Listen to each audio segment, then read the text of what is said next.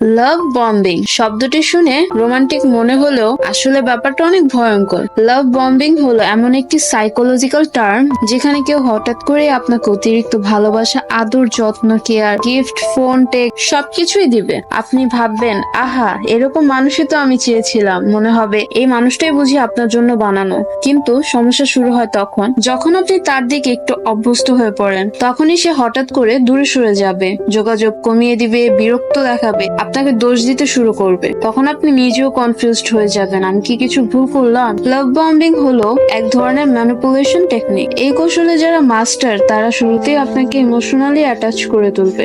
যখন আপনি পুরোপুরি ডিপেন্ডেবল হয়ে যাবেন তখন তারা দূরে সরে যাবে বা আপনাকে কন্ট্রোল করতে চাইবে। বর্তমানে অনেকেই এটা শিকার হচ্ছে। মনে রাখবেন, যে ভালোবাসা হুট করেই শুরু হয়ে যায় সেটা হুট করেই শেষ হয়ে যায়, আর ধীরে ধীরে তৈরি হওয়া যে সম্পর্কগুলো থাকে সেগুলোই টিকে বেশি দিন। তাই কারো